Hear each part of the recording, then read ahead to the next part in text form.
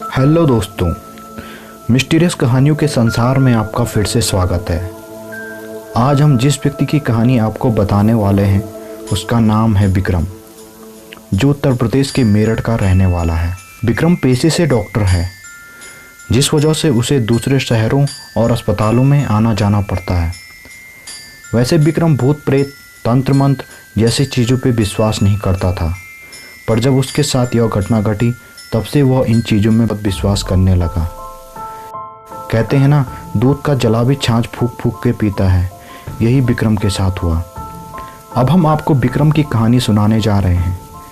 यह बात दिसंबर मंथ 2003 की है। इस दिन बहुत तेज बारिश के साथ आसमान में बहुत तेज बिजली चमक रही थी। विक्रम को राजस्थान के एक हॉस्पिटल में ऑपरेशन करने के लिए बुलाया गया था। विक्रम उत्तर प्रदेश से एक दिन पहले निकल गया था और अगले दिन सुबह 2:30 बजे के लगभग वहां पहुंचा था। पर जब वो वहां पहुंचा तो उसे पता चला कि ऑपरेशन तो दोपहर को होना है। तब विक्रम हॉस्पिटल की कैंटीन में जाके बैठ गया और अपने लिए कॉफ़ी ले आया। विक्रम कैंटीन में अकेला बैठा था और काफ़ी पीने लगा। तभी 3 बजे के लगभग उसे अपने पीछे कुछ होने का एहसास हुआ। उसने पीछे मुड़ के देखा तो उसके पीछे कोई नहीं था। वह फिर से अपनी कॉफ़ी पीने लगा। तभी किसी ने उसके कानों में ज़ोर से फूंक मारी। वह अचानक से अपनी जगह पर खड़ा होकर इधर उधर देखने लगा, लेकिन उसे कोई नज़र नहीं आया। विक्रम खुद यह नहीं समझ पा रहा था कि यह उसका भ्रम था या कोई साया था। वह खुद को बहुत डरा हुआ सा महसूस कर रहा था।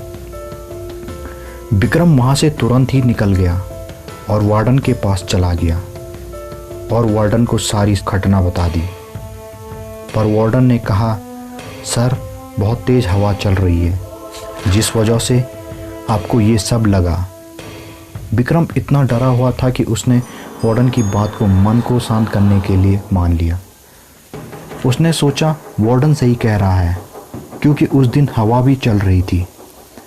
विक्रम लंबे सफ़र के बाद काफ़ी थकान महसूस कर रहा था। सोचा कुछ देर आराम कर लिया जाए। विक्रम के कुछ ही देर आराम करने के बाद उसे घुंघरू की आवाज़ सुनाई देने लगी। उसकी नींद खुल गई। वह तुरंत उठकर घुंघरू की आवाज़ की तरफ देखने लगा, पर लाइट न होने के कारण उसको कुछ दिखाई नहीं दे रहा था, पर उसको घुंघरू की आवाज़ साफ सुनाई दे रही थी। विक्रम अपने कमरे से बाहर निकल आया और बाहर का नज़ारा देखते ही उसके रोंगटे खड़े हो गए। वह सारा अस्पताल एक खंडहर बन चुका था। वह डर के मारे इधर उधर भागने लगा, पर उसको बाहर जाने का रास्ता नहीं मिला। अचानक से उसने कुछ लोगों की आवाज़ सुनी। तब उसकी थोड़ी जान में जान आई। वह आवाज़ का पीछा करते हुए हॉल में जा पहुंचा, जहां लगभग 30-35 लोग आपस में बात कर रहे थे। जैसे ही वह हॉल में दाखिल हुआ, सभी लोग अचानक से शांत हो गए और विक्रम को टकटकी नज़रों से देखने लगे। इससे पहले विक्रम की समझ में कुछ आता, वह सारा रूम हंसी से गूंजने लगा। यह सब देखकर विक्रम बहुत डर गया। विक्रम ने रूम से भागने की सोची, पर रूम का दरवाज़ा अपने आप बंद हो गया। विक्रम ज़ोर ज़ोर से चिल्लाते हुए दरवाजे को पीटने लगा। तभी अचानक से दरवाज़ा खुला और उसने पाया कि दरवाज़ा खोलने वाला एक बूढ़ा आदमी था।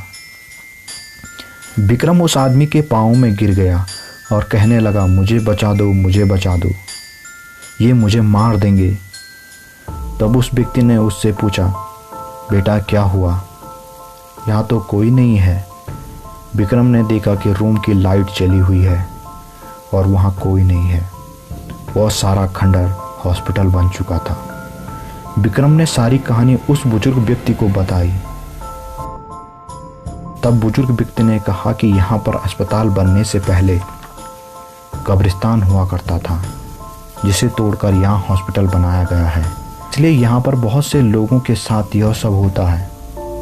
विक्रम अब तुरंत वहाँ से अपने घर की ओर निकल गया, पर वह उस रात को आज तक नहीं भूल पाया। अगर आपको ये कहानी पसंद आई हो तो कमेंट में ज़रूर बताइए।